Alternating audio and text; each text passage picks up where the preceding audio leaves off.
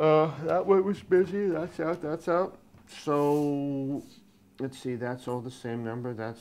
These are all the same. I've tried it. Tried it. Here's one. Okay, here's one. Born May '62. Are you sure that person right there, born May '62? Because if it is, not her. Too young. Could be a typo. I don't know. Really? I mean, not a typo, but I don't know. I just don't know how this search works. It seems like if we have a number, we should call it. Right. All right. See, Matt, we have to have some coercion. Right. So here it is. It's legal to publish all my letters. And frankly, now, I mean, how far can I stretch the truth? I have an offer to publish my book. So you're assuming that she's going to think it's a bad idea? I have to be ready. You remember you sent me all those wonderful letters from your trip cross country? And, well, I don't know if you realize it, but I saved every one of them. Now, you know, you were near and dear to me, and if you recall, I was a very sentimental guy.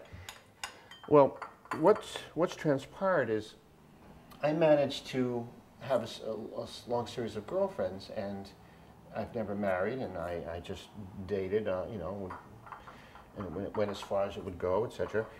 And what I've managed to do is collect many letters from many different women, and I'm at the point now, well, I actually want to publish them.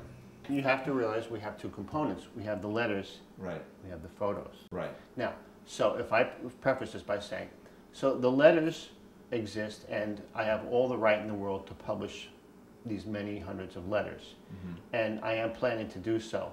However, there can and could and should be a component to them, a companion. That is, it might be a separate, you know, a volume, or it could be included, but certainly I have many hundreds of photos. It's a manifestation is what it is. That's hard to come by. What other manifestations of love? I mean, I suppose, you know, a videotape of wedding vows. Oh, darling, I'll love you forever through sickness and health, and here's that ring, and it cost a fortune, and I'm on Hawk now, and that means I love you, and that's obvious, and all our people, all our friends are here, our whole families they're gathered to witness this, so I obviously love you.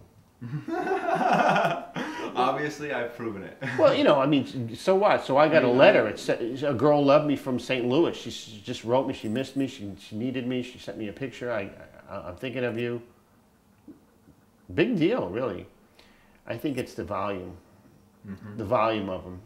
I think they indicate something here. I don't know quite what yet. And it's not, I mean, they indicate something, I think they indicate something on different levels as well. You know, they indicate something about you, they indicate something about the time that you lived in, but they also indicate something about the time we live in now and each of us. She knows how in love I was with her. I blew off everything for her.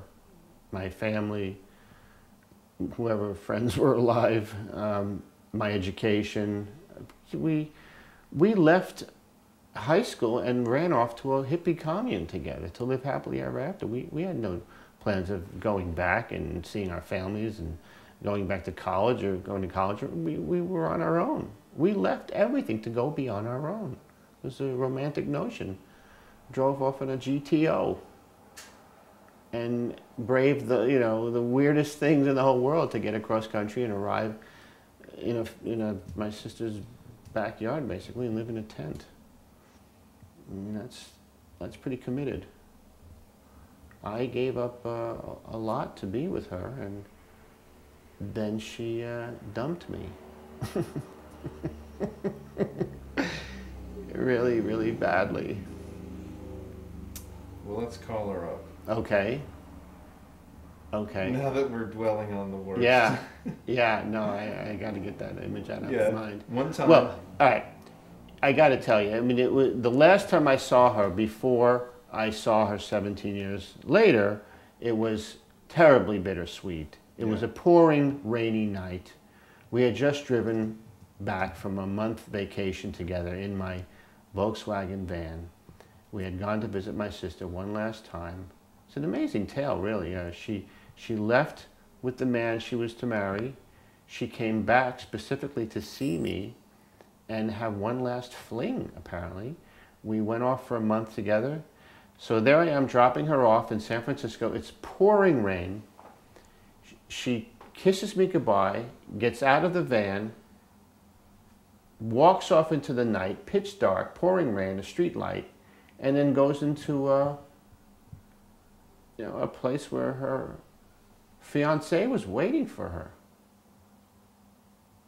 And I didn't see her again for 17 years. In that time she married and had 3 children.